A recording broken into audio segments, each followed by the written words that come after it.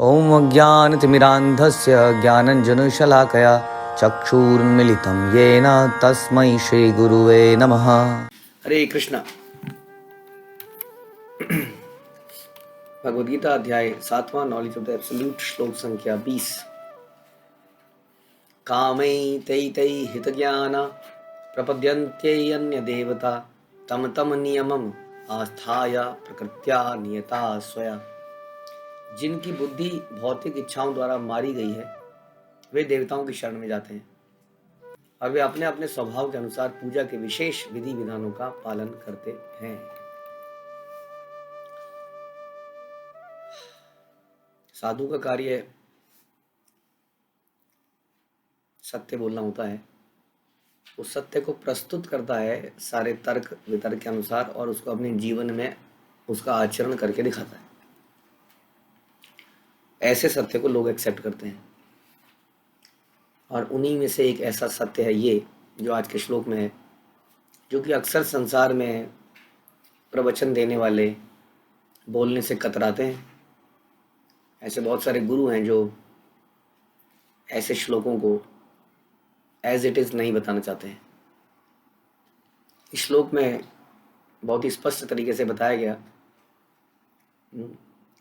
जो सारे लोग दिन रात बोलते हैं सबका मालिक एक है, सबका मालिक एक है, गॉड इज़ वन। वो गॉड कौन है, देवता कौन है, there is a difference between God and demigods. भगवान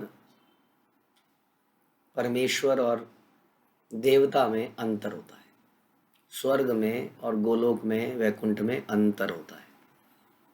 तो ये जो डेफिनेशन है अक्सर आप नहीं सुनेंगे, मैंने तो नहीं सुनी थी जब तक मैंने परंपरा को ज्वाइन नहीं किया। तो ये एक ऐसा श्लोक है जो कई लोगों को हिला भी देता है। जिसके पास बहुत ज़्यादा सुकृति नहीं है, पुण्य कर्म नहीं है, वह ऐसे श्लोकों को सुनकर भाग लेते हैं।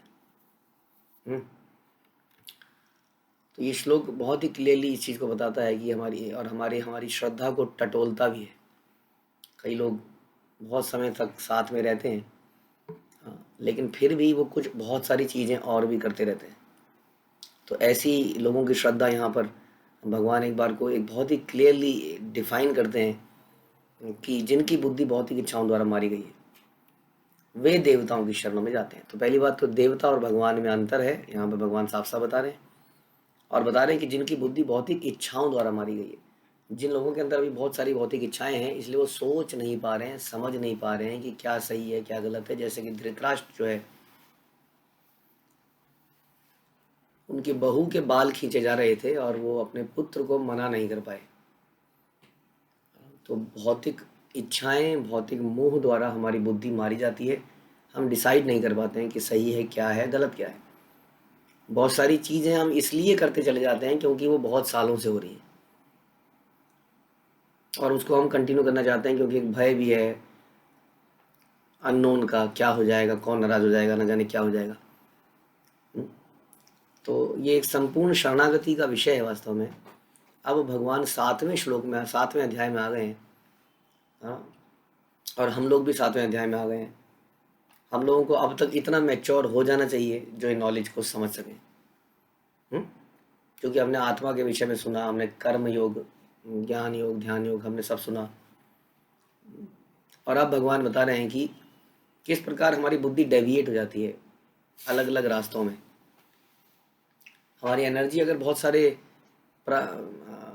रिचुअल्स में, बहुत सारे प्रोसेस में, बहुत सारे परंपराओं में, भगवान में डिवाइडेड होती है तो हमारी शरणागति किसी एक के प्रति नहीं हो सकती।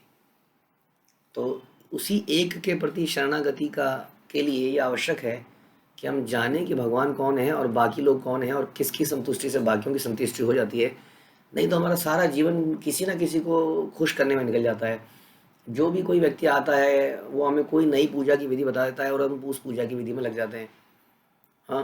क्योंकि हम डरते हैं और हमें वास्तव में मालूम नहीं है कि प्रसन्न किसको करना है आखिर में। तो इसलिए भगवान बता रहे हैं कि जिसकी बुद्धि भौतिक इच्छाओं से भरी पड़ी है इसलिए मारी गई है, मतलब वो डिसाइड नहीं कर सकता है कि सही क्या है और सही क्या है। अगर डिसाइड भी कर पाता है तो उस रास्ते पे चल नहीं पाता क्योंकि उसकी बहुत सारी इच्छाएं हैं और इच्छाओं की पूर्ति के लिए वो किसी व्यक्ति पर डिपेंडेंट है। चाहे वो सही है या गलत है, डज नॉट मैटर, पता नहीं। एक व्यक्ति है जो माना रोज किसी वैश्या के पास जाता है, उसको समझ में आ रहा है कि ये गलत है, लेकिन वो रोक नहीं पा रहा है अपने आप को, क्योंकि उसकी बुद्धि भौतिक इच्छाओं द्वारा मारी गई है। उसी व्यक्ति तरह से एक व्यक्ति जो शराब पी रहा है, तंबाकू खा रहा है, डॉक्टर ने उसको ये तक बोल दिया है कि उसको कैंसर है, लेकिन वो अपने आप को रोक नहीं पा रहा है, क्योंकि उसकी बुद्धि भौतिक इच्छाओं द्वारा मारी गई है। हुँ?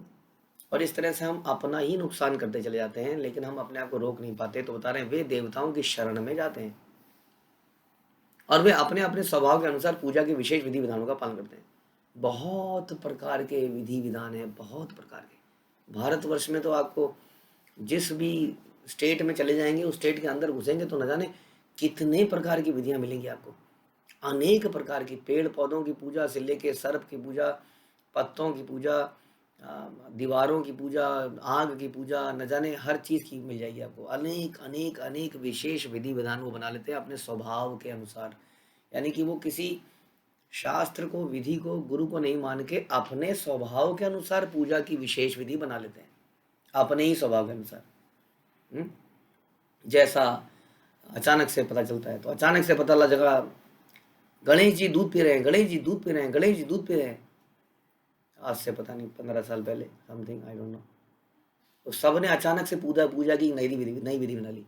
जो कभी मंदिर नहीं गया था उसने भी कहा जब पी रहे हैं तो भैया पिला लो, मेरा बिजनेस ठीक चल जाए गणेश जी। हम पता नहीं कितना दूध पिलाया गया उस दिन। तो ऐसी अचानक से कोई ऐसा गाय गिर जाती है जिसके सींग कुछ टेढ़ा मेढ़ा है, ऐसा ऐसा है, तो लोग अरे अरे अरे ये तो गाय के ऊपर शेषनाग है, ये साधारण वस्तु है। वो निकालता है गाय को लेके सड़कों पर और सब लोग। तो इस प्रकार से पूजा की अनेक अनेक विधियां बना लेते हैं अपने अपने स्वभाव के अनुसार, अपने अपनी इच्छाओं के लेवल के अनुसार। तो ये भगवान कह रहे हैं ये बहुत अच्छा प्रोसेस नहीं है, क्योंकि इसके द्वारा हम गलत कार्य कर रहे हैं। किस प्रकार कर रहे हैं कि जो भक्त है वो हर इच्छा के लिए भी भगवान के पास जाता है। इसलिए भागवत में आता है अकाम सर्व काम मोक्ष काम उदारी तीव्रेन भक्ति योगेन यजेत पुरुषम परम, कि किसी भी कारण से यदि आपके अंदर भौतिक इच्छाएं भी हैं, अगर आपके अंदर मुक्ति की इच्छा है, कोई भी इच्छा नहीं है, अगर इच्छा है भी तो भी, नहीं भी है तो भी, आपको भगवान की शरण में जाना चाहिए। यानी कि आपके अंदर अगर भौतिक इच्छाएं भी हैं तो भी भगवान के पास जाएंगे तो बहुत बढ़िया है। एक बच्चा जो है यदि किसी दुकान से चॉकलेट चोरी करके खाए, ये अच्छी बात नहीं है हमारे भक्तों के लिए भी।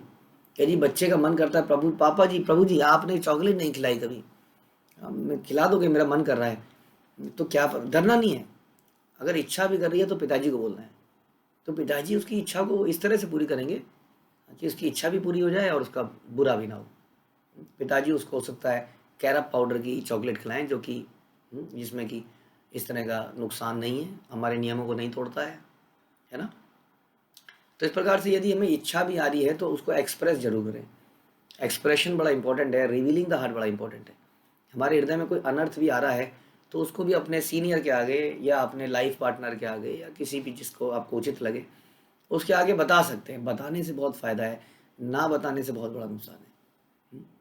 तो कई बार हम इच्छाओं को बताते नहीं हैं, लेकिन मौका लगते ही उस इच्छा को पूरा करने का प्रयास करते हैं गलत तरीके से। हाँ, तो इस प्रकार से भगवान के पास ना जाकर किसी देवता के पास जाने का मतलब यही है कि अपने सीनियर, अपने पिता के पास ना जाके पड़ोसी से कुछ मांगने लग जाना, ना पिता से ना मांग के दुकान में चोरी करने चले जाना, गुरु से किसी तात्पर्य को ना पूछ के इधर उधर उस तात्पर्य को पूछना, क्योंकि गुरु जी तो मुझे पता है यही आंसर देंगे।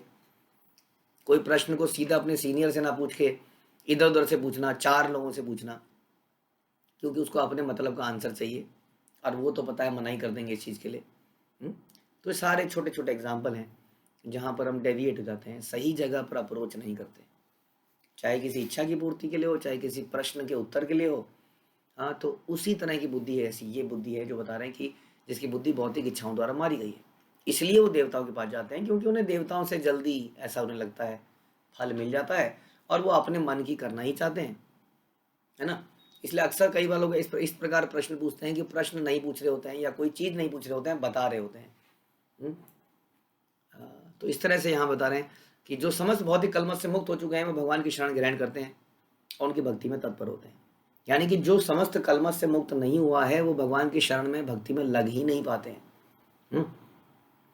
जो भौतिक इच्छाओं के होते हुए भी भगवान की ओर उन्मुख होते हैं वो बहिरंगा प्रकृति द्वारा आकर्षित नहीं होते। कहने का मतलब है कि यदि हम इच्छाओं के साथ भी भगवान के पास जाते हैं तो भगवान हमारी इस माया से रक्षा करते हैं और धीरे धीरे हम सारी काम इच्छाओं से मुक्त हो जाते हैं। इस तरह से बता रहे हैं। इसलिए बताया गया कि किसी भी तरीके से हम सबको भगवान की शरण में जाना चाहिए, चाहे हमारे अंदर कोई इच्छा ही क्यों ना हो, जैसे ध्रुव महाराज ने किया, एज ए लाइव एग्जाम्पल है इस प्रकार से। किंतु भगवत भक्त कभी भी पदभ्रष्ट नहीं होता, क्योंकि वैदिक साहित्य में विभिन्न उद्देश्यों के लिए भिन्न भिन्न देवताओं के पूजन का विधान है।